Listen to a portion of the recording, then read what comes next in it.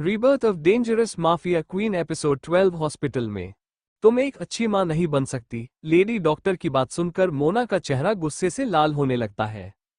Lady doctor जो अपनी कुर्सी के पीछे खड़े होकर टेढ़ी मुस्कान कर मोना को देख रही थी, वो मोना के गुस्से भर चेहरे को देखकर टेबल पर रखे ठंडे पानी के गिलास को मोना की तरफ खिसकाकर बोली, कूल मिस, मैंने आपको पहल सॉरी बोला था अपनी बात के लिए। लेडी डॉक्टर की बात सुनकर मोना गुस्से में बोली, आप किसी को जज करने वाली कौन होती हो और मैं एक अच्छी मां नहीं बनूंगी, ये मुझे आपसे जानने की जरूरत नहीं है। मोना की गुस्से भरी आवाज सुनकर वो लेडी डॉक्टर भी गुस्से में बोली, आवाज नीचे करके बात कीजिए मुझसे मिस, यह आपका घर नहीं है और मैंने आपको जज नहीं कर रही हूँ। आपके लक्षण ही इसे है जिसे देखकर मैंने फिर भी आपसे अच्छे से बात की और आपसे सिर्फ इतना ही बोला कि आप एक अच्छी मां नहीं बन सकती। लेडी डॉक्टर की बात सुनकर मोना गुस्से में खड़े होकर बोली, आप डॉक्टर हो, कोई भगवान नहीं जो मुझे तमीज सिखा रही हो और आप। वो इस आगे कुछ बोल पाती तभी लेडी डॉक्टर मोना के आगे एक रिपोर्ट फेंक कर बोली, पढ़ी इसे मिस मोना तो आपको सच पता चलेगा और आप मुझ पर उंगली नहीं उठाएगी। डॉक्टर के ऐसा करने और उसकी बात सुनकर मोना नीचे पड़े कागज को उठाकर पढ़ने लगती है, जिसे देख लेडी डॉक्टर बोली, आपने कितनी बार अपने पति के साथ वो सब करने के बाद गोली खाई ताकि आप मां ना बन सके, जिसका यह असर हुआ कि आज आप प्रेग्नेंट तो हो गई पर उस नन्ही से जान के लिए इतनी बड़ी मुसीबत खड़ी थी कि आपके पेट में कई सारी प्रॉब्लम से लड़ रहा है वो। और मैं तो हैरान थी कि अभी तक वो जिंदा ही कैसे, उसे तभी मरना चाहिए था जब अपने लास्ट बार वो गोली खाई थी, फिर भी वो जिंदा है, इसका मतलब वो इस दुनिया में आना चाहता था, लेकिन आप जैसी मां ने उसे मारने की पूरी प्लानिंग कर ली थी। लेडी डॉक्टर की बात सुनकर मोना के पैर कांपने लगते हैं और उसके माथे से एकदम पसीना आने लगता है और उससे सामने खड़ी डॉक्टर के सिर्फ होंठ हिलते हुए दिखाई दे रहे थे, लेकिन अब उनकी कोई बात उस तक नहीं पूछ पा रही थी।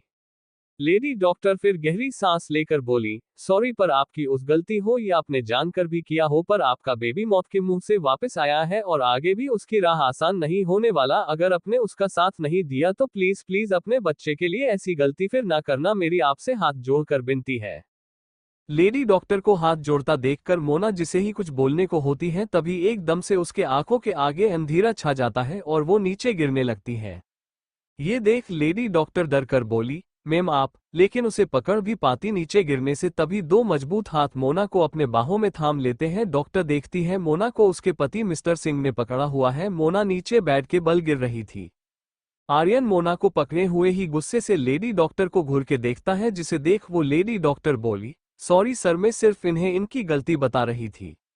लेडी डॉक्टर की बात सुनकर आर्यन मोना को गोद में उठाकर बोला, आप कैसे भूल गई यह मां बनने वाली हैं, और अगर उन्होंने पहले कुछ किया भी तो आपको मुझे बताना चाहिए था, क्योंकि मैं अपने बीबीजी से सवाल करने वाला हो सकता हूं और कोई नहीं। आर्यन की बात सुनकर लेडी डॉक्टर सॉरी बोलकर बोली, आप इन्हें अंदर रूम में बेड पर लिटा दो, मैं चेक करती हूँ। आर्यन हाँ में सिर हिलाकर मोना को लेकर अंदर रूम में चला जाता है, जिसे देख लेडी डॉक्टर गहरी सांस लेकर बोली, क्या जमाना आ गया, अब किसी को उसकी गलती बता भी नहीं सकते। यही सोच वो भी अंदर चली जाती है और आर्यन बाहर आकर कुर्सी पर बैठकर वो रिपोर्ट को पढ़ने लगता है और फिर उसे फाड़कर कचड़े के डिब्बे में फेंक देता है। ऐसा नहीं कि यह जानकर उसे मोना पर गुस्सा या नाराज ना हो, पर यह भी जानता था कि उसकी बीवी जानबूझकर ऐसा नहीं करना चाहेगी, पर अब उसे अपनी बीवी का ध्यान रखना है ताकि उनका बेबी को अब आगे कोई प्रॉब्लम ना आए। दूसरी तरफ पुलिस थाने में पूजा लॉकअप के अंदर एक कुर्सी पर बैठी थी और उसके सामने एक तरफ 4-5 आदमी और दूसरी तरफ 5-6 लेडी खड़ी थी अपना सिर नीचे करें।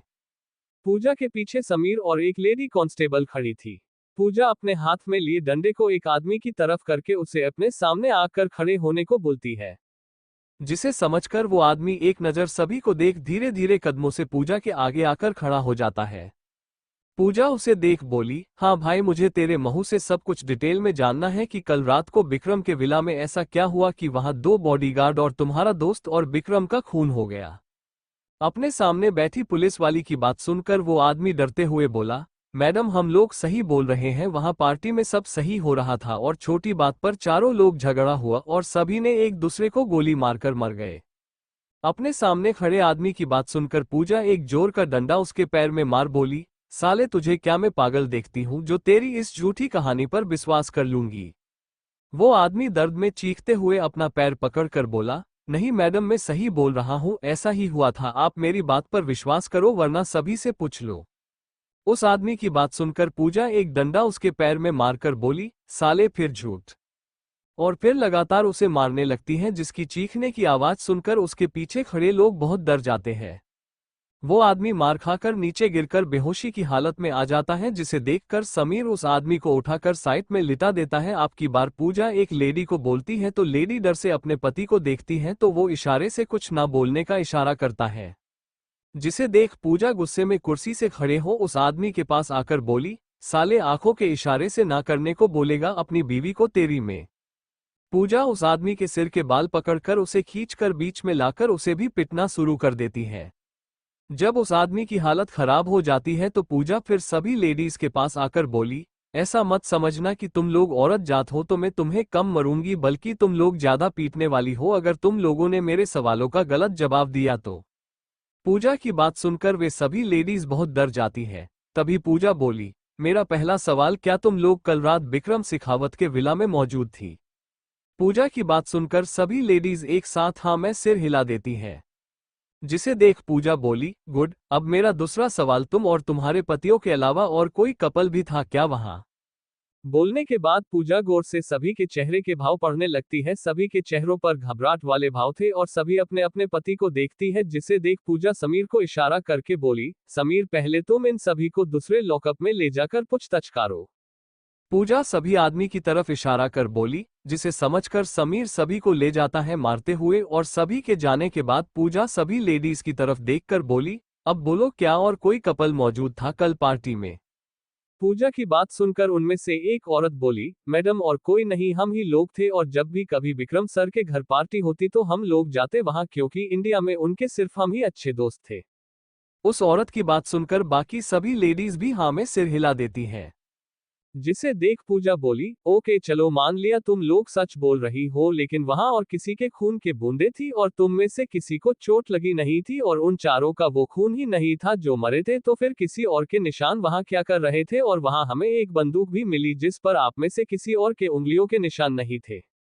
पूजा की बात सुनकर सभी लेडीज शॉक रह जाती हैं, जिसे देख पूजा बोली, तो ये बात पक्की है तुम सब झूठ बोल रही हो तो तुम सभी को उसकी सजा मिलेगी तब तक जब तक तुम मुझे सच ना बता दे। लेकिन आप सभी को पता कि विला के मेन गेट पर एक सीसीटीवी कैमरे भी था, जिसकी रिकॉर्डिंग जल्दी हमारे पास आने वाली, जिससे वो कपल का चेहरा भी हमारे सामने आ जाएगा जिसका हाथ इसे खून में हो सकता है। पूजा की बात सुनकर सभी लोग शॉक हो जाते हैं।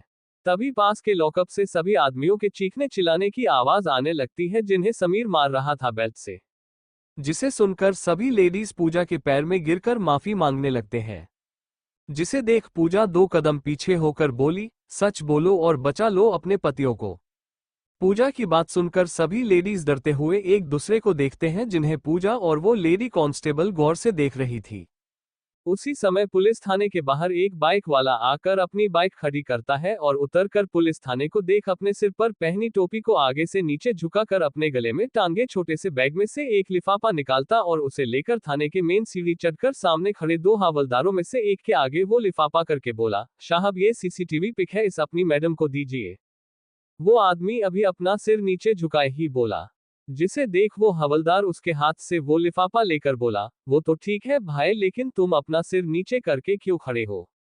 हवलदार की बात सुनकर वो आदमी बोला, अरे साहब क्या है ना, मैं पुलिस वालों की बहुत इज्जत करता हूं, इसलिए उनके आगे अपना सिर भी ऊपर नहीं उठाता हूं। सामने खड़े लड़के की बात सुनकर दोनों हवलदार हैरान होकर एक दूसरे को देखते हैं और फिर वो हवलदार उस आदमी के कंधे पर हाथ रखकर बोला, बहुत खूब बच्चे, तुम्हारे घर वालों ने तुम्हें अच्छे संस्कार दिए हैं, कस ये संस्कार हर माँ अपने बेटे को सिखाए ताकि लोगों के दिल में पुलिस के लिए डर नहीं इज्जत पैदा हो। वो बाइक सवार लड़का हाँ में सिर हिलाकर बोला, जी साहब अब मैं जाऊं, अगर आपकी अनुमति हो तो मुझे और भी काम है। हवलदार मुस्कुरा कर बोला, हाँ जरूर, तुम लाइफ में बहुत आगे जाओगे ऐसी मेरी दुआ है। वो बाइक वाला लड़का अभी भी अपना सिर नीचे करके मुस्कुरा कर चला जाता है पलटकर, और जिसे देख वो हवलदार उस लिफाफा को लेकर थाने के अंदर चला जाता है और उसे पूजा को दिखाता है जो लॉकअप से बाहर आ रही थी, जिसे अपने हाथ में लेकर पूजा बोली, अच्छा जो ये पिक देकर गया उसका नाम क्या था और कुछ बताया उसने? पूजा लिफाफा फाड़कर बोली, जिसे सुनकर वो हवलदार कंफ्यूज होकर नामे सिर हिला देता है कि ऐसा तो उसने कुछ नहीं बताया उसने। हवलदार की बात सुनकर पूजा उसे घूर के देखती है और फिर उस लिफाफा में से पहले पिक निकल कर देखती है तो शौक से उसकी आंखें बड़ी बड़ी हो जाती है।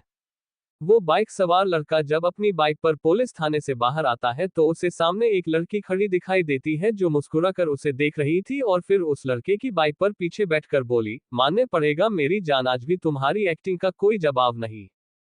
और वो लड़की उससे चिपक जाती है जिसे देख वो आदमी उसके हाथ अपने सीने से हटाकर बोला, मोहिनी तुम्हें मना किया था ये सब करने से और मुझसे दूर होकर बैठो वरना यही छोड़कर चला जाऊंगा तुम्हें। रोहित की बात सुनकर मोहिनी बुरा सा मुंह बनाकर बोली, क्या यार तुम्हारी शादी हो गई तो क्या मैं मजाक भी नहीं कर सकती हूँ। लेकिन रोहित उसे इग्नोर करके अपनी बाइक को तेजी से वहां से ले जाता है और थाने के अंदर पूजा उस लिफाफे को दूर फेंक कर गेट की तरफ तेज कदमों से भगते हुए बोली, गधे वो तुम्हें पागल बना गया। पूजा जब थाने से बाहर आकर देखती है तो बाइक वाला जा चुका था। समीर पूजा के पीछे आकर बोला, क्या हुआ। पूजा समीर को देख बोली, समीर वो बाइक वाला हम जो सीसीटीवी फुटेज देकर गया है वो विक्रम के विला के नहीं है, मतलब वो उसी खूनी या उसका आदमी था, हमें जल्दी से उसे पकड़ना होगा। इतना बोल पूजा उसे हवलदार को देखकर बोली, तुम मेरे साथ आओ, तुमने उसे देखा है ना। पूजा की बात सुनकर वो हवलदार पूजा के साथ जीप में बैठकर बोला, जी मैडम, लेकिन चेहरा नहीं क्योंकि वो अपना सिर नीचे करके टोपी लगाए हुए था।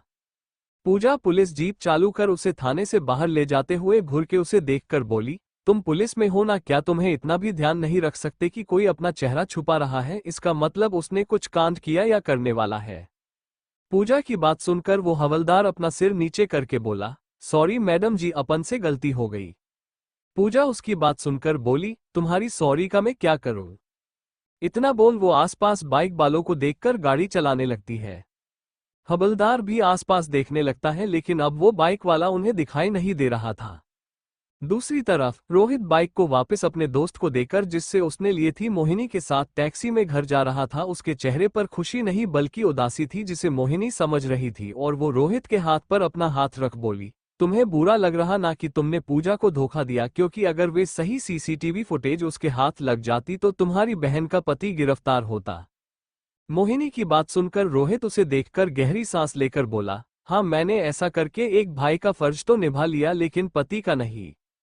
इतना बोल वो उदास होकर अपना सिर नीचे कर लेता है, जिसे देख मोहिनी बोली, तुमने सच में पूजा को धोखा दिया, सबसे ज्यादा दुनिया में तुम पर ही विश्वास करती है रोहित वो। मोहिनी की बात सुनकर रोहित हाँ में सिर हिला देता है लेकिन वो इसमें कुछ नहीं कर सकता था।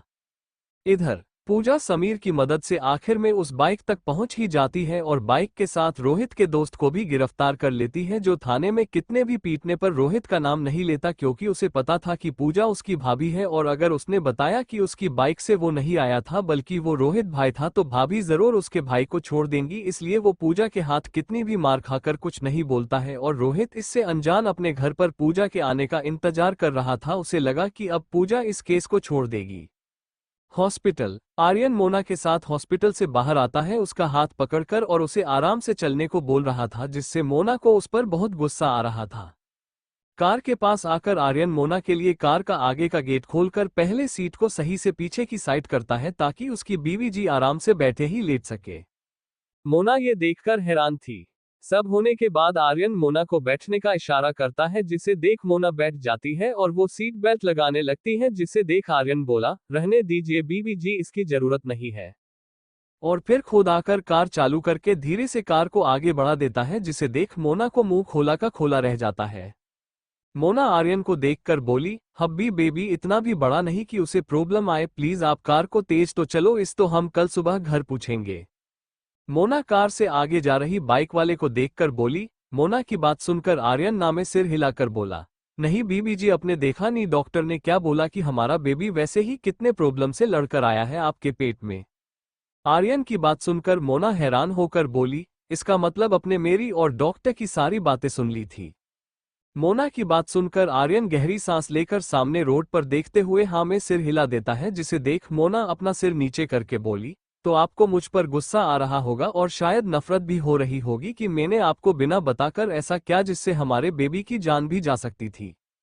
इतना बोल मोना के आंखों में आंसू आ जाते हैं। मोना की बात सुनकर और उसके आंखों में आंसू देखकर आर्यन कार को साइड में रोककर अपना सीट बेल्ट निकालकर बोला, सच बोलूं तो जब मैंने डॉक्टर के मुंह से इस बारे में सुना तो ऐसा लगा कि जैसे किसी ने मेरे दिल पर चाकू से वार किया हो। आर्यन की बात सुनकर मोना अपना सिर ऊपर करके आर्यन को नम आंखों से देखती है जो अभी भी सामने देख रहा था। जिसे देख मोना बोली, तो फिर अपने मुझे कुछ बोला क्यों नहीं और ना गुस्सा किया, ऊपर से आप मेरी इतनी चिंता कर रहे हैं क्या बेबी के लिए, क्योंकि वो मेरे पेट में है और ताकि आप ऐसा दिखा रहे हैं। देखो अगर ऐसा है तो मत करो ये सब, मैं आपकी नाराजगी या गुस्सा झेल सकती हूँ लेकिन झूठा प्यार नहीं। और रही बेबी की बात तो मेरा वादा है मैं आपके बेबी को कुछ नहीं होने दूंगी, विश्वास करो मेरा एक बार और। मोना नम आंखों से बोली। आर्यन मोना की पूरी बात सुनकर मुस्करा कर बोला, तो आपको ऐसा लगा कि मैं सिर्फ बेबी के लिए आपसे प्यार करने का नाटक कर रहा हूं बीबी जी। आर्यन की बात सुनकर मोना उसे कंफ्यूज होकर देखने लगती है, क्योंकि सच तो यही है ना कि आर्यन ने सदा ही बेबी की जिद की है और आज उसके वजह से उसका बेबी मौत से लड़ रहा है, तो वो क्यों उससे प्यार करेगा। मोना को इतना सोचता देखकर आर्यन बोला, इसका मतलब आपको मुझ पर विश्वास नहीं है ना कि मैं बेबी से पहले आपको भी प्यार कर सकता हूं। आर्यन की बात सुनकर मोना ना में सिर हिलाकर बोली, ऐसा नहीं हब्बी वो मैं। तभी आर्यन उसकी बात को बीच में रोक कर बोला, कोई बात नहीं आपकी गलती नहीं, क्योंकि आपकी जगह कोई भी होता तो यही सोचता, क्योंकि मैंने शायद आपको अपने प्यार पर विश्वास दिला ही नहीं पाया। इतना बोल आर्यन के भी आंखों में भी नमी आ जाती है, जिसे देख मोना जल्दी से आर्यन के चेहरे की तरफ हाथ बढ़ाकर बोली, हब्बी आप मुझे गलत समझ रहे मैं तो बस। लेकिन तभी आर्यन मोना का हाथ पकड़कर उसे नीचे करके बोला, रहने दीजिए अब इसकी जरूरत नहीं है, लेकिन मैं आपको एक बात साफ बता देना चाहता हूं कि मैंने आपके लिए बीबी जी यह सब क्या है, और मैंने आपको पहले भी बताया है मेरे लिए आप जरूरी है बेबी। उसके बाद आर्यन की बात सुनकर मोना को याद आया कि आज सुबह ही आर्यन ने यह बात उसे बोली थी, जिसे याद कर मोना अपने आंखों से आंसू साफ करके अपने कान पकड़कर बोली, अच्छा बाबा सॉरी, मुझे पता चल गया कि चुनू के पापा मुझसे कितना प्यार करते हैं। मोना की बात सुनकर आर्यन कंफ्यूज होकर उसे देखने लगता है, जिसे देख मोना हंसने लगती है। आर्यन मोना को हंसता देखकर बोला, आप हंस क्यों रही और चुनू के पापा कौन है। आर्यन को अभी भी कंफ्यूज होकर बात करता देखकर मोना अपनी हंसी कंट्रोल करके आर्यन के गाल पकड़कर उन्हें खींचकर बोली, अरे आप मेरे चुन्नू यानी बेबी के पापा होना। मोना की बात सुनकर आर्यन भी मुस्कुराने लगता है, जिसे देख मोना आर्यन के करीब आकर उसके होठों पर किस करके वापस अपने सीट पर बैठकर बोली, थैंक्स अभी भी मुझे इतना प्यार करने के लिए। मोना की बात सुनकर आर्यन मुस्कुराकर कार को आगे बढ़ा देता है, लेकिन वो अभी भी उसे धीरे धीरे चला रहा था, जिसे देखकर मोना का बुरा सा मुंह बन गया था और वो बार बार ये देख रही थी कि सभी वाहन उनकी कार से आगे निकल रहे थे, लेकिन आर्यन मजे से कार चला रहा था सॉन्ग सुनते हुए। करीब 2 घंटे बाद आखिर में कार सिंह विला के अंदर प्रवेश करती हैं, जिसे देख मोना राहत की सांस लेती हैं और कार के रुकते ही जल्दी से कार से उतरकर जाने लगती हैं। ये देख आर्यन बोला, बीबी जी आराम से।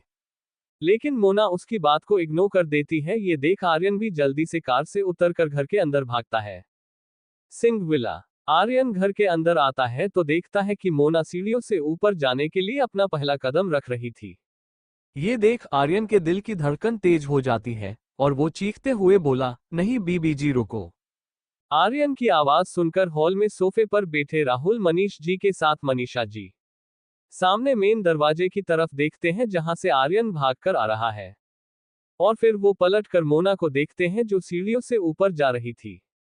ये देख तीनों हैरान थे कि सामने टीवी पर वे लोग जिस नाटक को देख रहे थे उसमें भी कुछ ऐसा ही सीन चल रहा था, जिसमें हीरो जब ऑफिस से आकर देखता है कि उसकी प्रेग्नेंट बीवी सीढ़ियों से ऊपर जा रही है तो वो चीखते हुए उसे बचाने के लिए भागता है, क्योंकि उसे पता चल गया कि उसकी सौतेली मां ने ये प्लान बनाया है कि सीढ़ियों से उसकी बीवी को गिराकर बीवी और बच्चे दोनों को मारने का। जो हीरो को पता चल गया, इसलिए वो अपनी बीवी का नाम लेकर उसे बचाने आ रहा है। लेकिन एक मिनट, ये सब टीवी में चल रहे नाटक का सीन है, यहाँ क्या कर रहा है, क्योंकि ना मोना प्रेग्नेंट है और ना आर्यन की सौतेली माँ है जो उसके बीवी और बच्चे को मारना चाहिए। फिर क्यों ये हो रहा है, ये सोच तीनों कंफ्यूज थे। इधर आर्यन मोना के पास आकर जो चौथी सीढ़ी तक पहुंच गई थी उसका हाथ पकड़कर उसे करीब खींचकर गोद में उठा लेता है। ये देख तीनों फिर टीवी में देखते हैं, जहां हीरो ने अपनी बीवी का हाथ पकड़कर उसे गोद में उठाकर नीचे लेकर आ गया था और आर्यन ने भी ऐसा किया।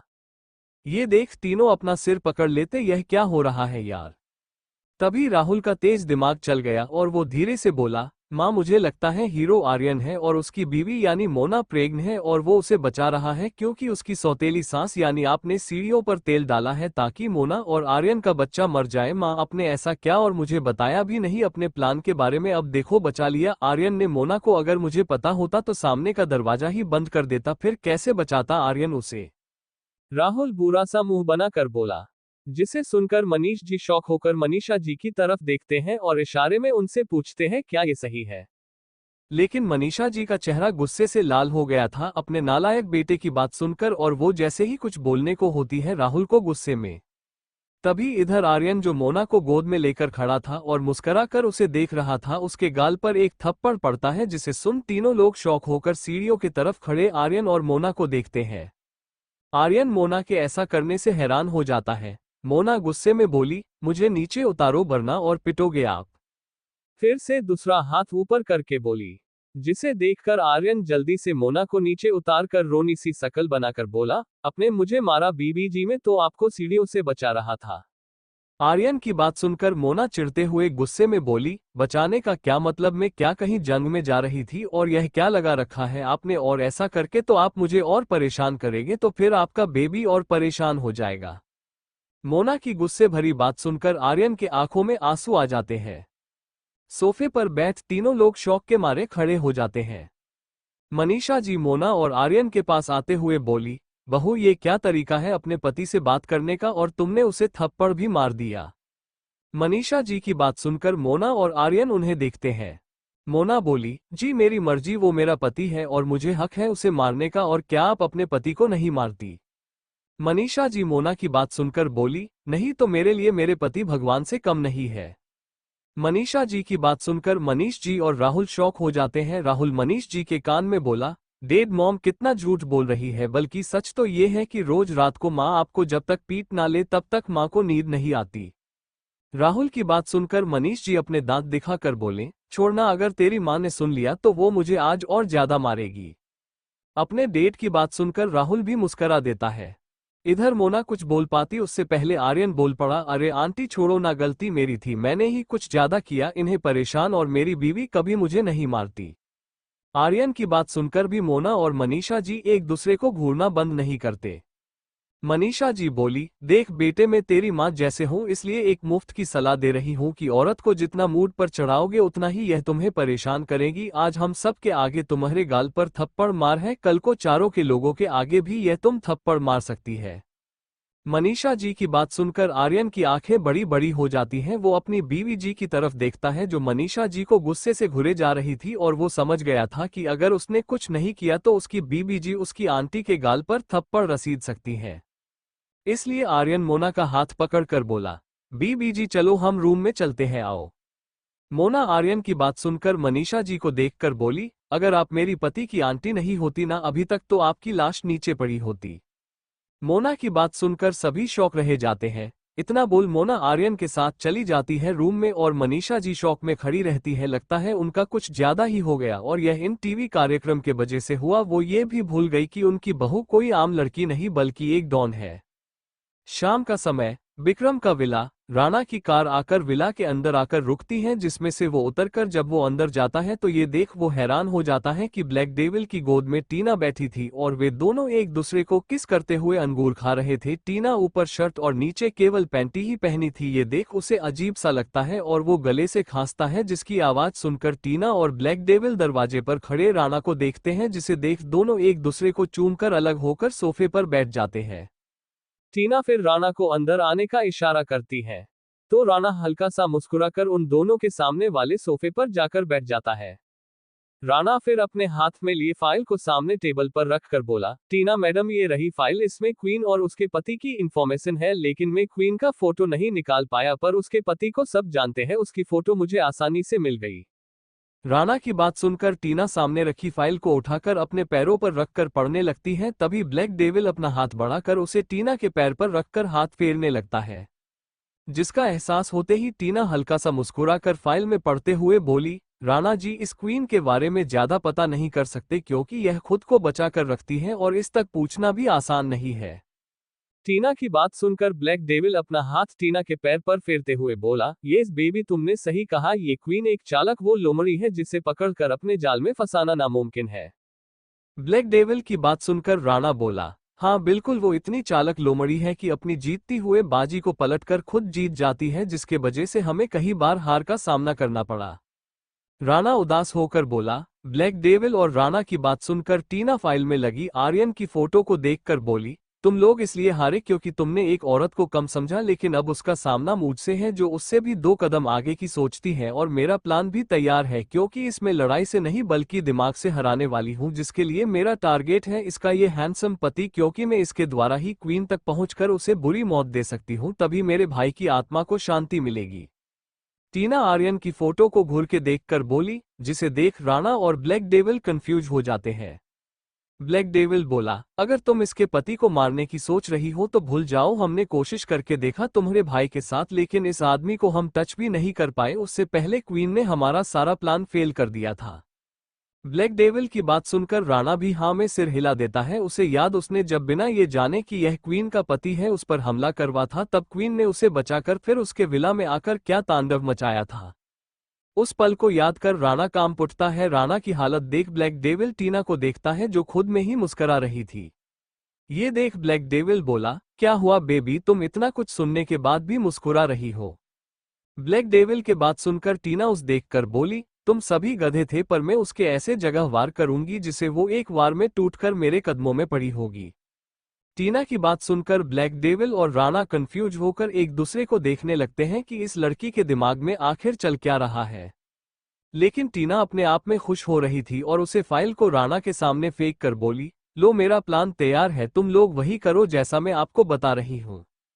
टीना की बात सुनकर राणा और ब्लैक डेविल कंफ्यूज होकर हाँ में सिर हिला देते हैं। तभी टीना उन्हें क्या करना है वो बताने लगती है, जिसे सुनकर दोनों की आंखें बड़ी बड़ी हो जाती हैं, और फिर राणा हाँ में सिर हिलाकर चला जाता है। ब्लैक डेविल नहीं जाता है क्योंकि टीना अभी और उसके साथ खेलना चाहती थी और उसकी जिद के आगे किसी की नहीं चल सकती, ऐसा उसे लगता है। इस वे दोनों फिर से रूम में जाकर शुरू हो जाते हैं। दूसरी तरफ रात के 10 बजे पूजा की जीप आकर घर के आगे रुकती है और वो गाड़ी से उतरकर हवलदार को सुबह जल्दी आने को बोलकर घर के अंदर चली जाती है। घर के अंदर जब पूजा थकी हुई आती है तो वो देखती है कि रोहित और मोहिनी सोफे पर बैठकर टीवी में कोई एक्शन मूवी देख रहे थे बड़ी गौर से। पूजा कुछ नहीं बोलती है, शांति से चुपचाप अपने रूम में जाने लगती है। वो वैसे भी बहुत थक गई बाइक वाले आदमी को मारकर, लेकिन उसने उसे कुछ नहीं बताया। वो बीच में बेहोश हो गया तब भी कुछ नहीं बोला था, जिससे पूजा का मूड बहुत खराब था, इसलिए वो आराम करना चाहती थी रूम में जाकर। लेकिन उसे रूम में जाते हुए देखकर मोहिनी की नज़र उस पर पड़ती है और वो उसे देखकर बोली, अरे पूजा, तुम आ गई। मोहिनी का बकवास सवाल सुनकर पूजा अपनी आंखें बंद कर लेती है। मोहिनी की आवाज सुनकर रोहित पूजा को देख सोफे से खड़ा होकर बोला, पूजा जी आओ मूवी देखे। पूजा रोहित की बात सुनकर पलटकर दोनों को घूर के देखकर बोली, सॉरी मुझे कोई शौक नहीं क्योंकि मेरी लाइफ भी किसी मूवी से कम नहीं है, तो गुड नाइट। इतना बोल पूजा गुस्से में रूम में चली जाती है, जिसे देखकर मोहिनी और रोहित शौक रह जाते हैं। रोहित और पूजा का धर पूजा के बेडरूम में जाने के बाद रोहित मोहिनी से बोला, लगता है उसका मूड खराब है केस वापस करने पर। रोहित की बात सुनकर मोहिनी हाँ में सिर हिलाकर बोली, ओके, तो तुम जाकर उससे ठंडे दिमाग से बात करो।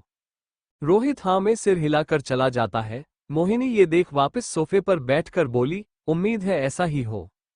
रूम के अंदर आकर रोहित डोर बंद करके पूजा को देखता है जो अपनी पुलिस की वर्दी उतार रही थी। ये देख रोहित के चेहरे पर मुस्कान आ जाती है। पूजा अपनी शर्ट निकाल देती है और पैंट भी निकालने वाली थी, तभी रोहित पीछे से आकर उसे अपने बाहों में भरकर पूजा के गर्दन पर किस करते हुए बोला, क्या हुआ, आज मेरी वाइफी का मूड सही नहीं लग रहा है। रोहित को ऐसा करता देख और उसकी बात सुनकर पूजा उससे दूर होकर बोली, आज नहीं पतिदेव, मेरा मूड बिल्कुल भी नहीं यह सब करने का और मैं बहुत थकी हूँ। इतना बोल पूजा अपना पैंट भी उतारकर अपनी पुलिस की वर्दी को अलमारी में रखकर और नाइट ड्रेस निकालने लगती है। तभी रोहित फिर से पूजा के पास आकर पीछे से उसे अपने बाहों में भरकर उसके पीठ और गर्दन पर किस करते हुए बोला, इतनी खूबसूरत बीवी मेरे सामने बिना कपड़े के खड़ी तो मैं कैसे खुद पर कंट्रोल करूं, वाइफी और मोड़ भी बन जाएगा, उसकी चिंता तुम मत करो। रोहित की बात सुनकर और उसे ऐसा करता देखकर पूजा अपनी आंखें बंद कर लेती और खुद को शांत करने लगती है। रोहित फिर पूजा को कंधे से पकड़कर उसे अपने तरफ मोड़कर उसके होठों को चूमने लगता है, जिसका पूजा को एहसास होते ही पूजा अपनी आंखें खुलकर उसके सीने पर हाथ रखकर बोली, प्लीज पतिदेव, मैं अभी बहुत थकी हुई हूँ, क्या हम ये सब कल नहीं कर सकते? रोहित पूजा की बात सुनकर उसे गोद में उठाकर बोला, नहीं बिल्कुल नहीं, और आप आराम से बेड पर लेटी रहना, बाकी मैं खुद ही कर लूंगा।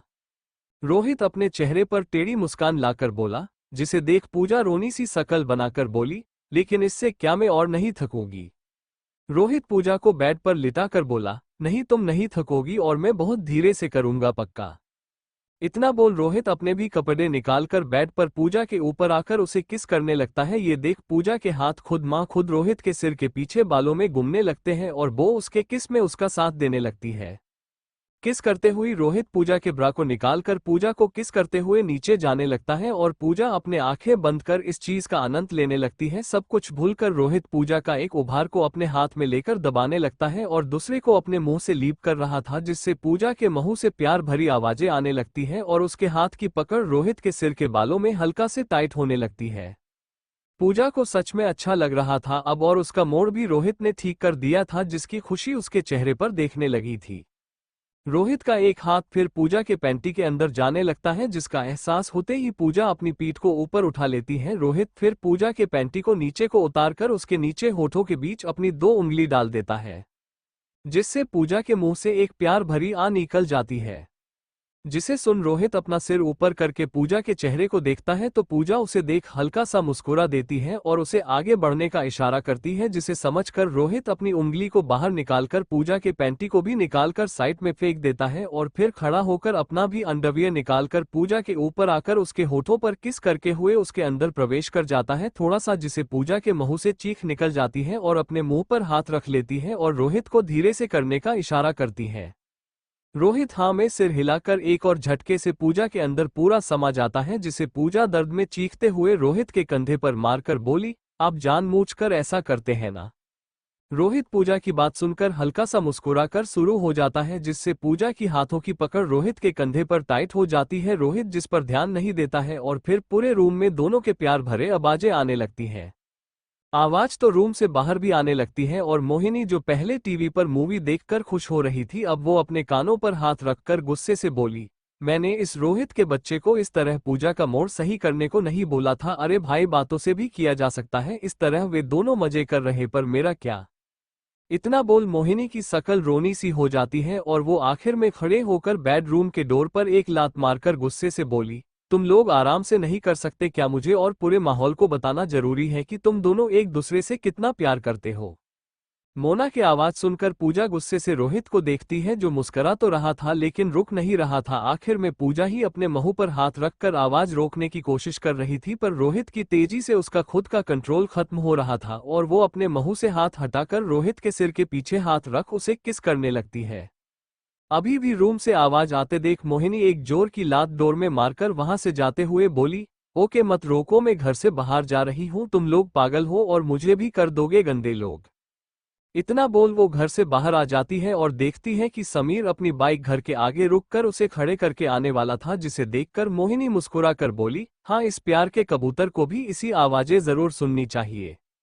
यही सोच मोहिनी अपने चेहरे पर टेढ़ी मुस्कान लाकर बोली, अरे समीर, तुम रात को क्यों आए? मोहिनी की बात सुनकर समीर, जो मेन गेट से अंदर आ रहा था, वो मोहिनी को देखकर बोला, तुमसे मतलब मेरी दोस्त का घर है और मैं किसी भी समय आ सकता हूँ। समीर की बात सुनकर मोहिनी हंसते हुए बोली, नहीं, मुझे कोई मतलब नहीं है। लेकिन समीर मोहिनी की बात सुनकर बोला, मतलब नहीं तो लेकिन क्यों, और हटो मेरे आगे से, मुझे पूजा से कुछ जरूरी काम है। मोहिनी समीर की बात सुनकर बोली, लेकिन तुम भूल रहे हो कि तुम्हारी दोस्त शादीशुदा है और इतनी रात को शादीशुदा लोगों के घर ऐसा नहीं आना चाहिए। मोहिनी की बात सुनकर समीर घूर के उसे देखकर बोला, ये बात तुम्हें सोचना चाहिए क्योंकि तुम ही अपने दोस्त के घर पर बैठी हो। इतना बोल समीर अंदर चला जाता है और मोहिनी उसकी बात सुनकर अपना मुंह खोले उसे जाते हुए देखती है और फिर बाहर जाते हुए बोली, तभी बाहर जा रही हूँ पागल, और तुम भी आने वाले हो। दूसरी तरफ सिंह विला में आर्यन मोना को भर पेट खाना खिला रहा था अपने हाथों से और आसपास बैठे लोग बस अपना मुंह खोले यह नजारा देख रहे थे। मोना आर्यन को रोकते हुए बोली, अब भी बस, अब और नहीं, मेरा पेट भर गया। मोना की बात सुनकर आर्यन मुंह टेढ़ा करके बोला, कहाँ आपने केवल 4 ही रोटी और थोड़े चावल ही तो खाए, इस ज्यादा तो राहुल नाश्ते में खा जाता है।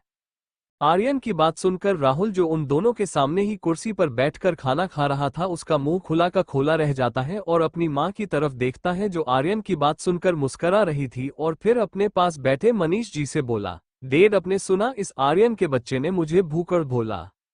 राहुल की बात सुनकर मनीष जी हल्का सा मुस्करा कर बोले, नालायक, उसने तुझे भुक्कड़ नहीं बल्कि तेरी तारीफ की, तो कितना खता है और बहू को तुझे से सीखने की जरूरत है। अपने डेट की बात सुनकर राहुल बुरा सा मुंह बनाकर बोला, आप रहने दीजिए, मैं इतना भी नालायक नहीं हूं कि मुझे पता ना चला कि मेरी तारीफ हो रही है या बेइज्जती। राहुल की बात सुनकर मनीष जी गहरी सांस लेकर बोले, चल तूने ये तो मना कि तू नालायक है। मनीष जी की बात सुनकर राहुल शौक होकर उन्हें देखने लगता है। खाना होने के बाद सभी लोग अपने अपने रूम में चले जाते हैं। सिंह विला, आर्यन और मोना के रूम में। मोना बेड पर आर्यन के पास लेटती तो आर्यन उससे 2 कदम की दूरी पर जाकर लेट जाता है। ये देख मोना का मुंह खुला का खुला रह जाता है और वो आर्यन को देख बोली, अब भी मुझे इतनी दूर सोगे तो आपको नींद कैसे आएगी, आओ मेरे पास सो। मोना की बात सुनकर आर्यन ना में सिर हिला देता है, जिसे देख मोना आर्यन को घूर के देखकर बोली, जल्दी आओ वरना पिटोगे।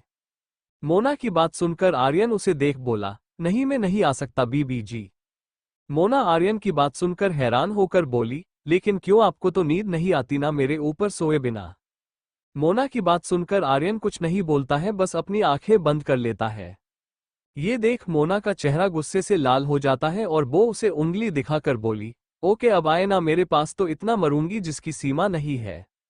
मोना की धमकी सुनने के बाद भी आर्यन ना मोना के पास आता है ना अपनी आंखें खुल उसे देखता है, ऐसा लग रहा था जिसे वो मोना के पास ना आने के लिए सोने का नाटक कर रहा हो।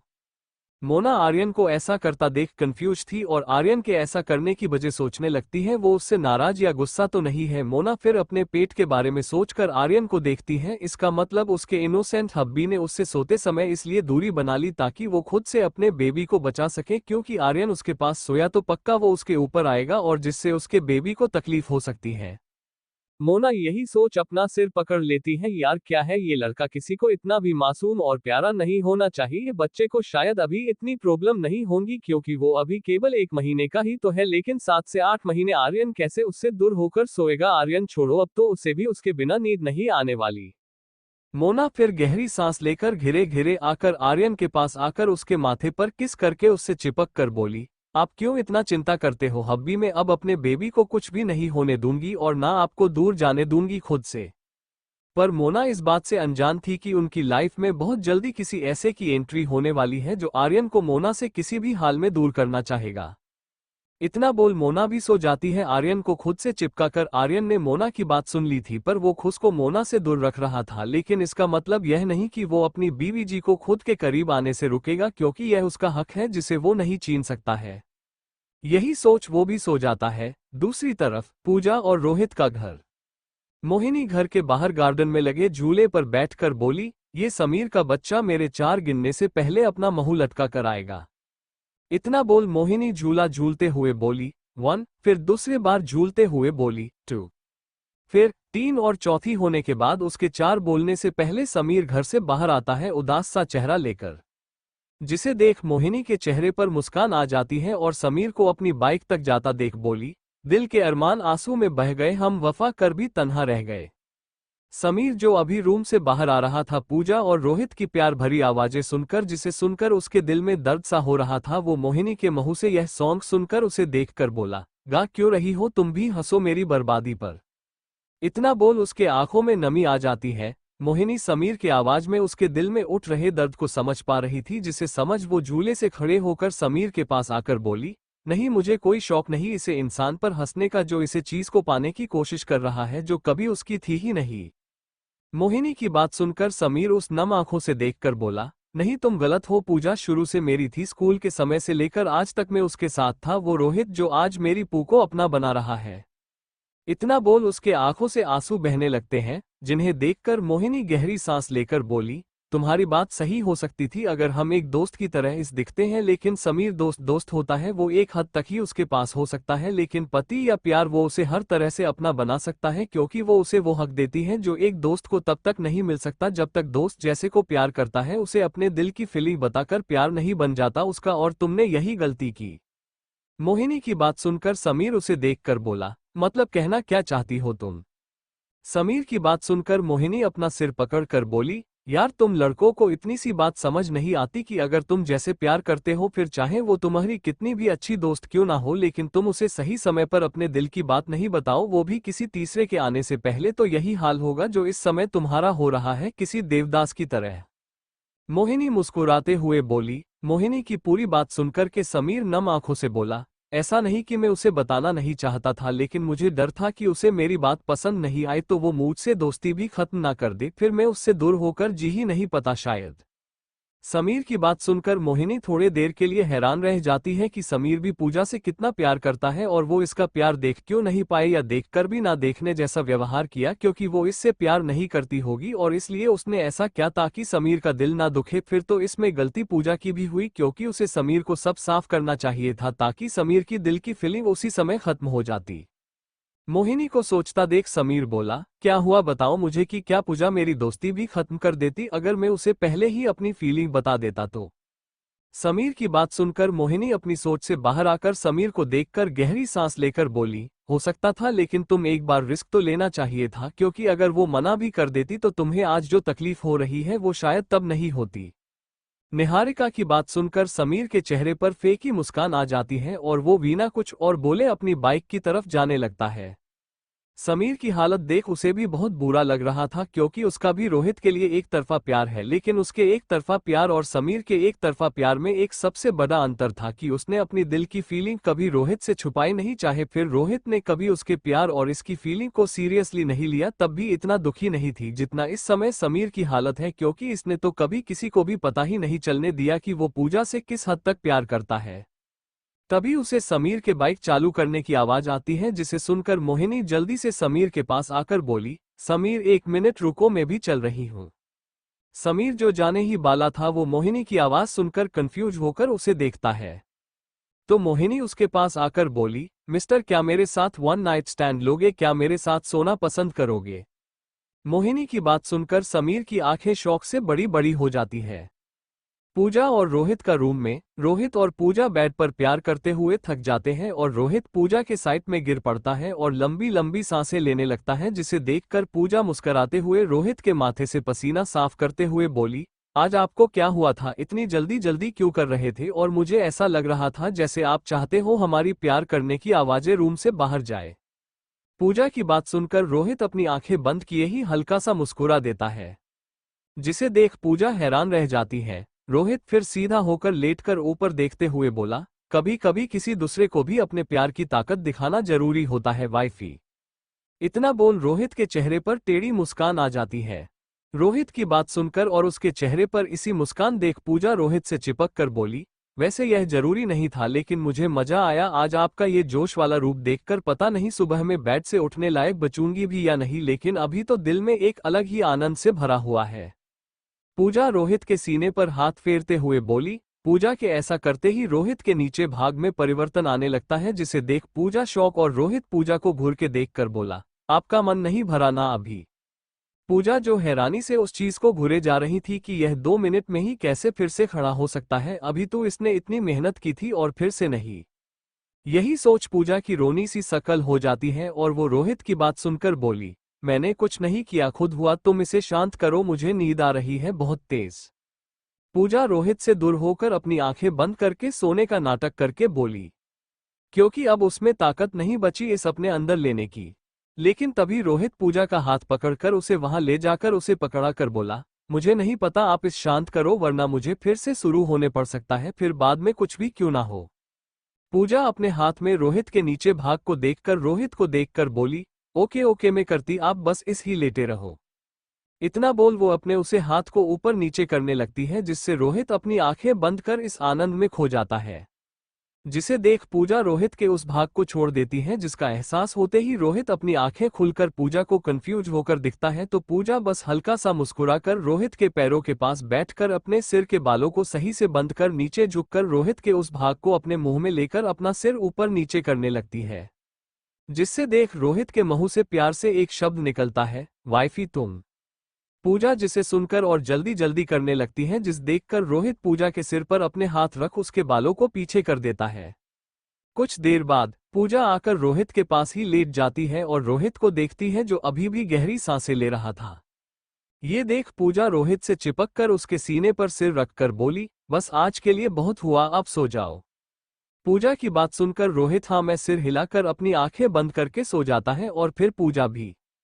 घर के बाहर समीर हैरान अपने सामने खड़ी लड़की को देख जा रहा था। ये देख मोहिनी बोली, देखो ऐसा मत दिखाओ, और वैसे भी हम जिन्हें प्यार करते हैं वो मजे कर रहे हैं तो हम क्यों उनके लिए अपनी जवानी को बर्बाद जाने दे, इसलिए मैंने तुम एक नाइट का ऑफर दिया ताकि कम से कम एक रात तो हम सब कुछ भूलकर खुश हो सके। मोहिनी की बात सुनकर समीर बोला, नहीं मैं सिर्फ पूजा के लिए खुद को बचाए रखे हुए था। मोहिनी बोली, कौन पूजा, किस पूजा की बात कर रहे हो तुम? मोहिनी की बात सुनकर समीर कंफ्यूज होकर उसे देखने लगता है, जिसे देख मोहिनी हंसते हुए बोली, यार तुम उसके लिए खुद को बचाए हुई हो जिसने अपना सब कुछ किसी और को सौंप दिया है। मोहिनी की बात सुनकर समीर के कानों में फिर रोहित और पूजा की प्यार भरी आवाजें आने लगती है, जिन्हें सुनकर वो अपने दोनों कानों पर हाथ रख जोर से बोला, नहीं नहीं तुम सिर्फ मेरी हो पूजा। इतना बोल उसके आंखों से आंसू बहने लगते हैं। ये देख अब मोहिनी खुद को नहीं रुकती है और समीर के पास आकर उसका चेहरा अपने हाथों में लेकर बोली, बस समीर बहुत हुआ। इतना बोल वो अपने होठ उसके होठ पर रख उसे चूमने लगती है, जिसे देखकर समीर की आंखें बड़ी बड़ी हो जाती हैं और वो मोहिनी को खुद से दूर करने लगता है, लेकिन मोहिनी समीर को कसके पकड़कर बाइक पर आगे बैठ जाती है। समीर की तरफ मुंह कर वो उसे किस करते हुए बोली, चलो मेरे होटल रूम में। मोहिनी की बात सुनकर समीर बाइक चालू कर आगे बढ़ा देता है, क्योंकि मोहिनी ने उसके अंदर भी आग जला दी थी। और कुछ देर में एक होटल के आगे बाइक रुकती है, जिसे देख समीर उतरकर मोहिनी को अपने गोद में लेकर होटल के अंदर आकर लिफ्ट से ऊपर जाने लगते हैं और 3 मंजिल पर पहुंचकर समीर मोहिनी को किस करते हुए उसे उसके रूम में लाकर अंदर से डोर बंद कर उसे बेड पर लिटाकर उसके ऊपर आकर उसे किस करने लगता है और उसके हाथ मोहिनी के बॉडी के हर जगह घूम रहे थे और मोहिनी समीर के शर्ट के बटन खोलकर उसकी शर्ट निकाल देती है और दोनों एक दूसरे के कपड़े निकालकर प्यार भरी रात में खो जाते हैं, सब कुछ भूलकर कि उन्होंने ये सब करने का किसके साथ सपना देखा था और किसके साथ कर रहे थे। वे दोनों एक दूसरे का दर्द बांट रहे थे प्यार में डूबकर, जो समीर के लिए पहली बार था। रात भर दोनों प्यार के नशे में डूबकर आखिर सुबह 5 बजे के करीब थककर एक दूसरे को बाहों में लिए सो जाते हैं। Next morning Singh villa, Mona और आर्यन का रूम। मोना की नींद खुलती है तो वो देखती है कि आर्यन उससे चिपक कर अभी भी सो रहा है। मोना फिर सामने दीवार में लगी घड़ी में टाइम देखकर बोली, 9 बजे आगे, इन्हें आज ऑफिस नहीं जाना क्या? यही सोच मोना आर्यन को देखकर उसके सिर के बालों में हाथ फेरते हुए बोली, अब भी आपको ऑफिस नहीं जाना क्या? मोना की बात सुनकर आर्यन नींद में बोला, नहीं अब मैं ऑफिस नहीं जाऊंगा जब तक बेबी नहीं आ जाता। आर्यन की बात सुनकर मोना शॉक होकर बेड से उठकर बोली, क्या आप ऑफिस 8 महीने नहीं जाएंगे? मोना की बात सुनकर आर्यन बुरा सा मुंह बनाकर अपनी आंखें खोलकर बोला, हाँ इसमें शॉक होने वाली कौन सी बात है, और लिली सब देख लेगी और मैं मीटिंग के लिए चला जाऊंगा बस। इतना बोल वो फिर से अपनी आंखें बंद कर लेता है, जिसे देख मोना हैरान होकर बोली, नहीं नहीं ऐसा नहीं होगा, अरे मैं जॉब करती तो मैं खुद अभी से जॉब नहीं छोड़ती, तो फिर आप क्यों मैं ऑफिस जाने से रोक सकते हो? आप तब नहीं जाओ जब लास्ट महीना चल रहा होगा। चलो खड़े हो जाकर फ्रेश होकर आओ, तब तक मैं नीचे जाकर आपके लिए नाश्ता तैयार करती हूँ। मोना आर्यन का हाथ पकड़कर उसे उठाकर बोली, जिसे सुनकर आर्यन बोला, लेकिन फिर घर पर आप अकेली होगी और कैसे अपना ध्यान रखोगी? आर्यन की बात सुनकर मोना गहरी सांस लेकर उसका चेहरा अपने हाथों में लेकर उसके होठों पर किस करके बोली, अब भी आप चिंता मत करो, मैं अपना और अपने बेबी का ख्याल रख सकती हूँ, और मन नहीं लगा तो आपकी आंटी से लड़ लूंगी जो मेरा अच्छा टाइम पास करेगी। मोना मुस्कुराकर बोली, जिसे सुनकर आर्यन बुरा सा मुंह बनाकर बेड से उतरकर बोला, ओके लेकिन आप अपना ध्यान रखना और कोई लापरवाही नहीं। आर्यन की बात सुनकर मोना मुस्कुरा देती है, जिसे देख आर्यन बाथरूम में चला जाता है। मोना फिर बेड से खड़े होकर बोली, बिल्कुल पागलों जैसी बातें करते हैं, बातों आज से ऑफिस जाना बंद कर रहे थे। इतना बोल मोना मुस्कुराते हुए रूम से बाहर और फिर सीढ़ियों से नीचे आकर देखती है तो राहुल हॉल में सोफे पर बैठकर टीवी देख रहा था। ये देख मोना गहरी सांस लेकर बोली, इस और कोई काम नहीं क्या, जब देखो तब टीवी से चिपका रहता है। मोना किचन की तरफ जाते हुए बोली, जिसे सुनकर राहुल सोफे से खड़े होकर बोला, ये लड़की बहुत जबान चलने लगी है तेरी क्या। राहुल की बात सुनकर मोना पलटकर उसे देखकर बोली, क्या कहा वे तूने घर पर पड़े हुए डॉग। मोना के मुंह से खुद के लिए कुत्ता शब्द सुनकर राहुल गुस्से से बोला, ये लड़की। मोना राहुल के मुंह से खुद के लिए फिर ये लड़की सुनकर गुस्से में उसके पास आकर बोली, लगता है तुझे सबक सिखाना ही पड़ेगा, भूल गया शायद पिछले बार का। मोना को गुस्से में अपने तरफ आता देख राहुल डर से पीछे होते हुए बोला, देखो तुम मुझे दूर रहो, मैं लड़कियों के ऊपर हाथ नहीं उठाता हूं।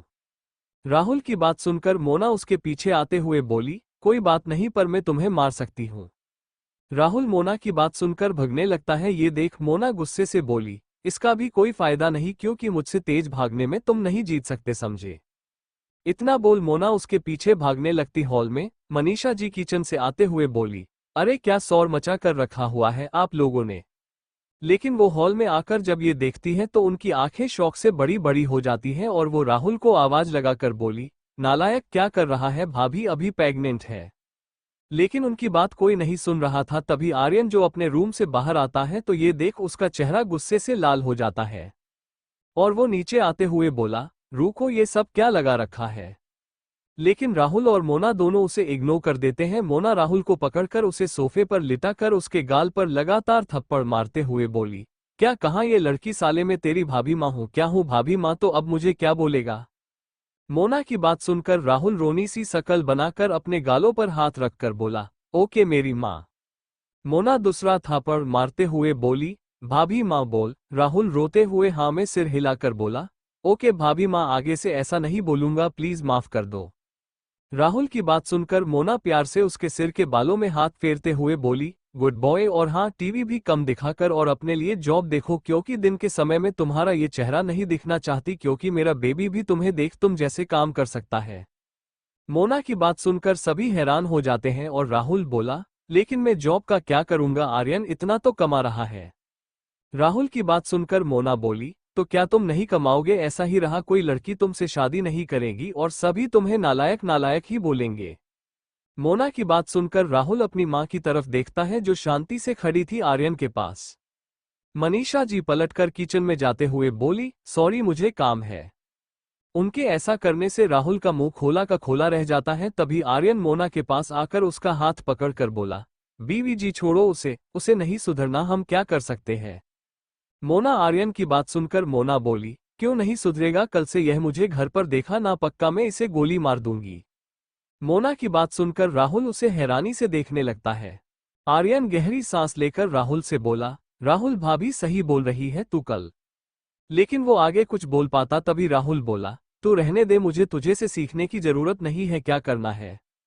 लेकिन तभी उसके गाल पर एक जोर का थप्पड़ पड़ता है जो पहले से बहुत खतरनाक और पावरफुल था। आर्यन मोना को देखता है हैरान होकर जो राहुल को गुस्से से घुरे जा रही थी। राहुल के दर्द में आंखों में आंसू आ गए थे और वो मोना को ही देख रहा था नम आंखों से।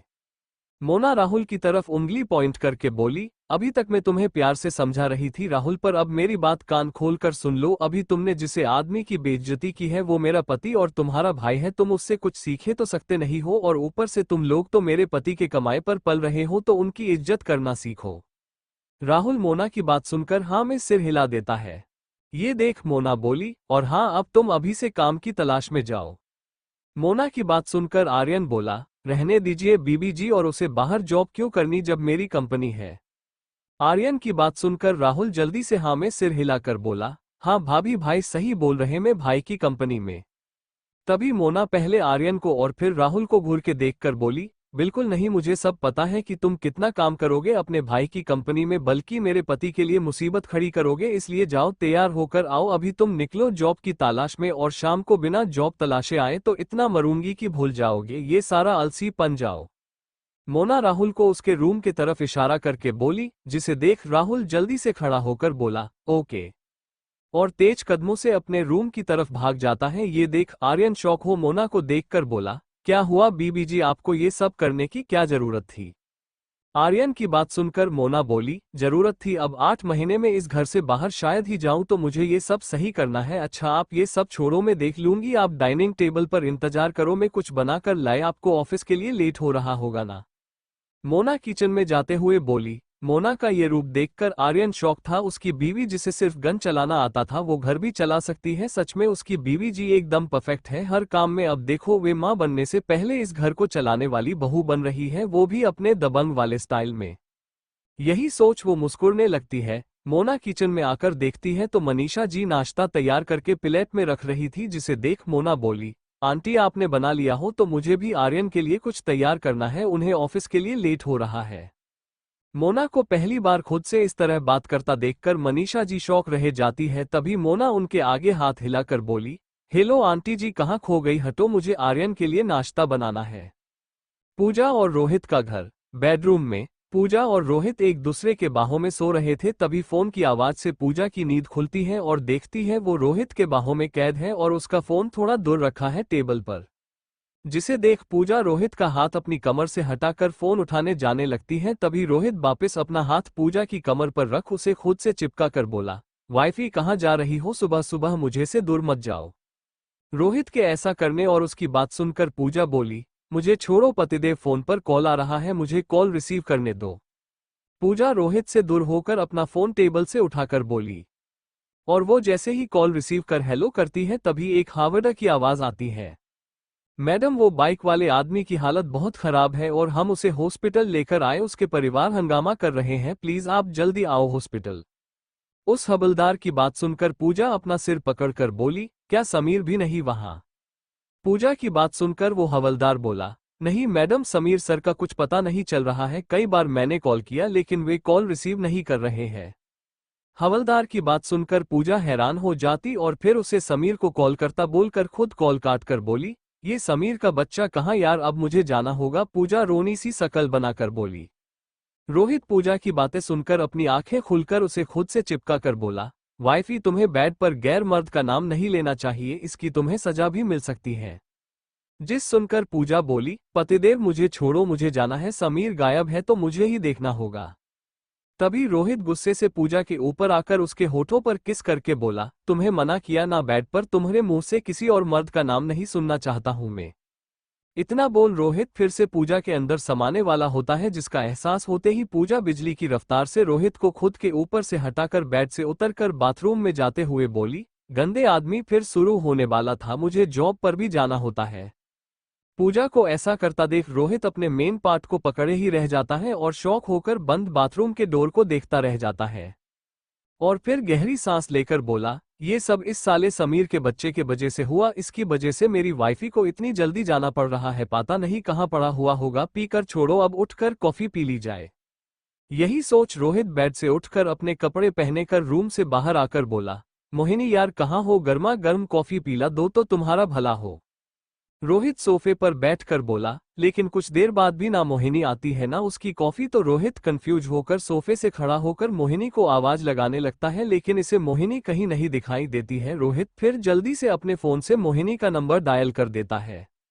दूसरी तरफ होटल में मोहिनी का रूम। सुबह के 10 बजे के करीब बेड पर मोहिनी और समीर सो रहे एक दूसरे के बाहों में बिना कपड़ों में। लेकिन तभी फोन के बजने की आवाज आती है, जिसे सुनकर समीर की नींद खुलती है पहले और उसके सामने पहले मोहिनी का चेहरा दिखाई देता है, जिसे देख वो कंफ्यूज हो जाता है। फिर उसकी नजर अपने कपड़ों पर जाती है तो वो कुछ नहीं पहने हुए था और मोहिनी भी बिना कपड़ों के थी, जिसे देख उसकी चीख निकल जाती है, जिसे सुनकर मोहिनी की भी आंख खुल जाती है। वो समीर को इस तरह चीखते हुए देख जल्दी से उसके मुंह पर हाथ रखकर बोला, चुप रहो, क्यों चीख रहे हैं, अब सब हो गया है। मोहिनी की बात सुनकर समीर रोनी सी शकल बनाकर उसका हाथ अपने मुंह से हटाकर बोला, तुमने मेरे साथ जबरदस्ती की ना। समीर की बात सुनकर मोहिनी हैरान रह जाती है और गुस्से से उसे घूर के देखकर बोली, जो हुआ वो दोनों की मर्जी से हुआ और वैसे भी तुम रात को ज्यादा दुखी थे इसलिए मुझे ये सब करना पड़ा, बाकी तुम यही मानकर चल कि हमारे बीच कुछ हुआ ही नहीं और तुम अपने पूजा को पाने की कोशिश करो और मैं रोहित को। मोहिनी अपने कपड़े पहनते हुए बोली, जिसे सुनकर समीर हैरान होकर बोला, कहना क्या चाहती हो, ये सब मजाक था और क्या अब बचा भी हूं अपनी पूजा के लायक। समीर की बात सुनकर मोहिनी जो अपने कपड़े पहनकर बेड से खड़ी हो गई थी वो पलटकर समीर को देखकर बोली, यार तुम तो ऐसा बोल रहे इस सब में मेरी गलती है, बल्कि जो हुआ वो तेरी मर्जी से हुआ और हम जिनसे प्यार करते हैं वो भी सब कुछ कर चुके। तो ये रोना बंद करो, आओ मेरे साथ तुम्हें अच्छा सा नाश्ता कराती हूँ ताकि तुम्हारा मूड सही हो जाए। मोहिनी मुस्कुराकर बोली, जिसे देखकर समीर नम आंखों से बोला, नहीं जाना मुझे तुम्हारे साथ कहीं, अब मैं अपने पू को मुंह दिखाने लायक नहीं रहा। समीर की बात सुनकर मोहिनी बोली, ओके जो तुम समझो, पर मेरा तो मूड सही हो गया, सच में पहल वाले मर्द के साथ करने का मजा ही अलग है। मोहिनी मुस्कुराकर बोली, जिसे देख समीर घूर के उसे देखकर बोला, मैं तुम्हें नहीं छोड़ने वाला। मोहिनी बाथरूम में जाते हुए बोली, ओके मत छोड़ो, वैसे भी मेरा मन नहीं भरा, एक बार में 2-3 बार होना चाहिए, तब तक रोहित भी मुझ से दूर है। इतना बोल वो डोर अंदर से बंद कर लेती है और समीर का मुंह खोला का खोला रह जाता है।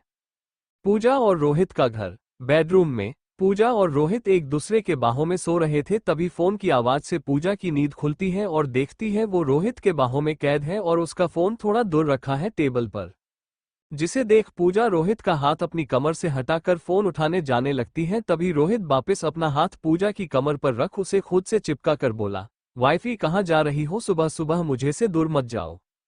रोहित के ऐसा करने और उसकी बात सुनकर पूजा बोली, मुझे छोड़ो पतिदेव, फोन पर कॉल आ रहा है, मुझे कॉल रिसीव करने दो।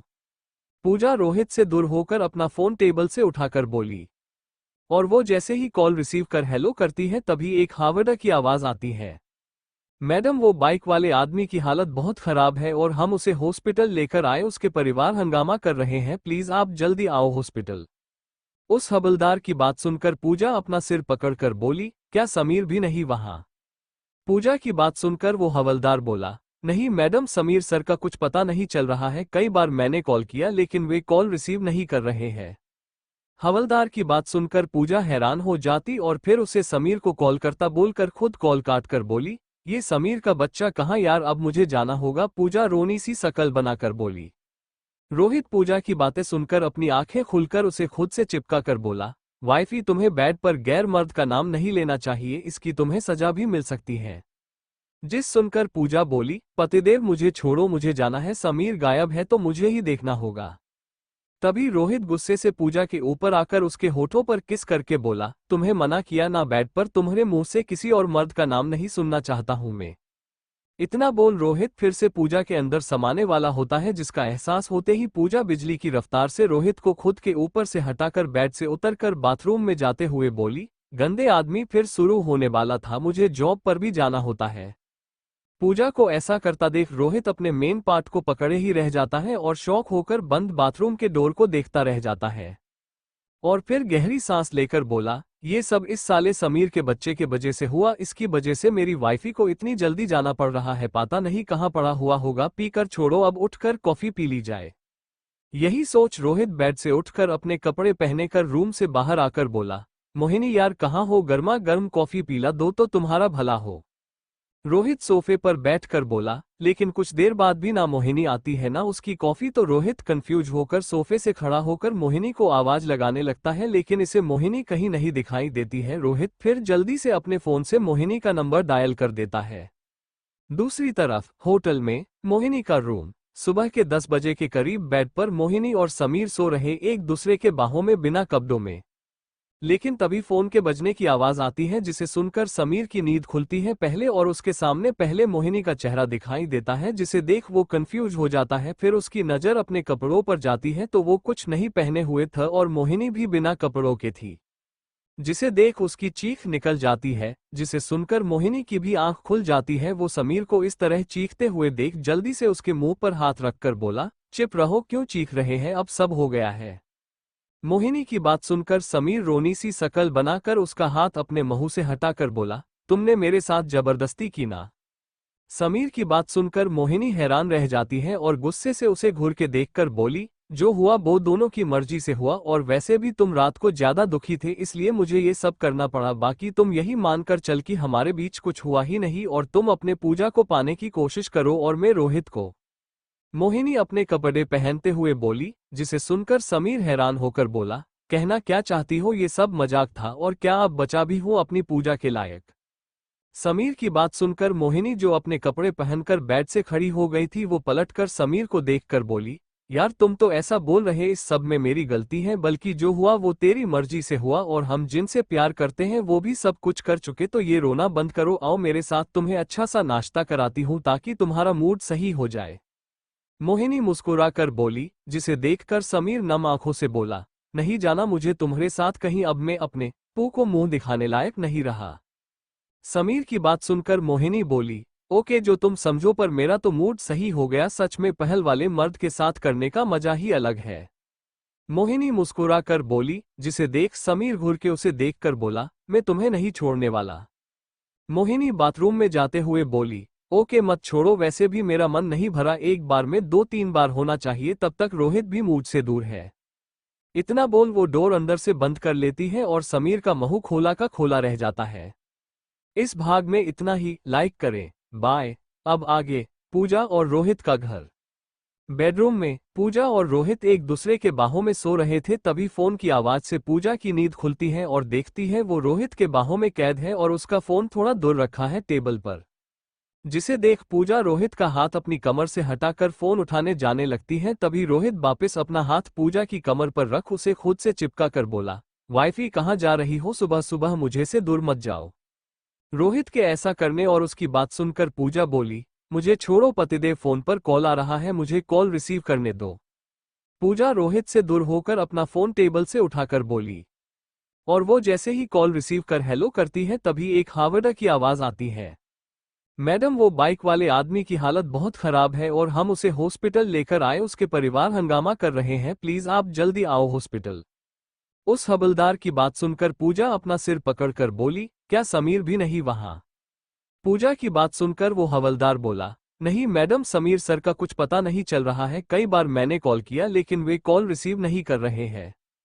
हवलदार की बात सुनकर पूजा हैरान हो जाती और फिर उसे समीर को कॉल करता बोलकर खुद कॉल काटकर बोली, ये समीर का बच्चा कहाँ यार, अब मुझे जाना होगा। पूजा रोनी सी शकल बनाकर बोली। रोहित पूजा की बातें सुनकर अपनी आंखें खुलकर उसे खुद से चिपका कर बोला, वाइफी तुम्हें बेड पर गैर मर्द का नाम नहीं लेना चाहिए, इसकी तुम्हें सजा भी मिल सकती है।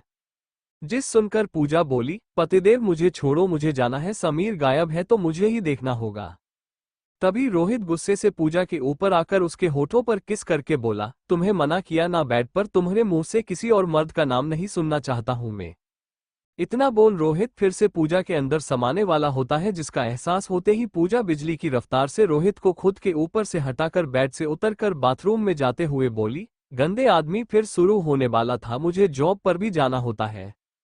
पूजा को ऐसा करता देख रोहित अपने मेन पार्ट को पकड़े ही रह जाता है और शौक होकर बंद बाथरूम के डोर को देखता रह जाता है और फिर गहरी सांस लेकर बोला, ये सब इस साले समीर के बच्चे के वजह से हुआ, इसकी वजह से मेरी वाइफी को इतनी जल्दी जाना पड़ रहा है, पता नहीं कहाँ पड़ा हुआ होगा, पीकर छोड़ो, अब उठकर कॉफी पी ली जाए।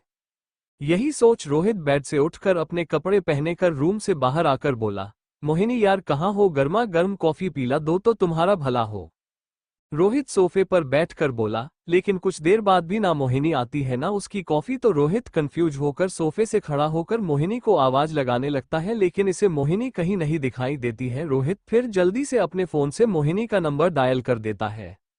दूसरी तरफ होटल में मोहिनी का रूम। सुबह के 10 बजे के करीब बेड पर मोहिनी और समीर सो रहे एक दूसरे के बाहों में बिना कपड़ों में।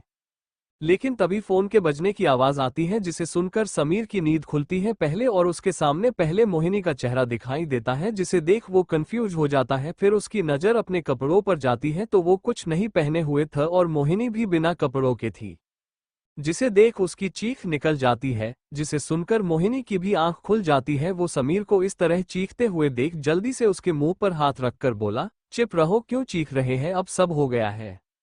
मोहिनी की बात सुनकर समीर रोनी सी शकल बनाकर उसका हाथ अपने मुंह से हटाकर बोला, तुमने मेरे साथ जबरदस्ती की ना।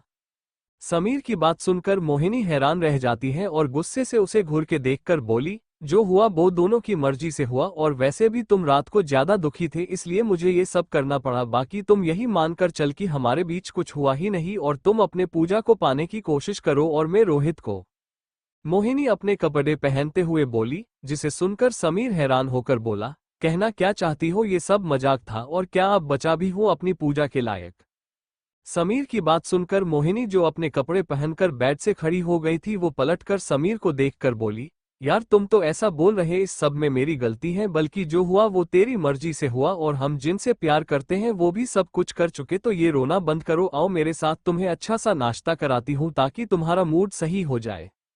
मोहिनी मुस्कुराकर बोली, जिसे देखकर समीर नम आंखों से बोला, नहीं जाना मुझे तुम्हारे साथ कहीं, अब मैं अपने पू को मुंह दिखाने लायक नहीं रहा। समीर की बात सुनकर मोहिनी बोली, ओके जो तुम समझो, पर मेरा तो मूड सही हो गया, सच में पहल वाले मर्द के साथ करने का मजा ही अलग है। मोहिनी मुस्कुराकर बोली, जिसे देख समीर घूर के उसे देखकर बोला, मैं तुम्हें नहीं छोड़ने वाला। मोहिनी बाथरूम में जाते हुए बोली, ओके मत छोड़ो, वैसे भी मेरा मन नहीं भरा, एक बार में 2-3 बार होना चाहिए, तब तक रोहित भी मुझ से दूर है। इतना बोल वो डोर अंदर से बंद कर लेती है और समीर का मुंह खोला का खोला रह जाता है। Thank you for listening. मुझे उम्मीद है आपको ये स्टोरी पसंद आई होगी। अगर आपको पसंद आए है तो प्लीज लाइक और कमेंट करना ना भूलें और मोर स्टोरीज के लिए सब्सक्राइब करें। मिलते हैं नेक्स्ट वीडियो में।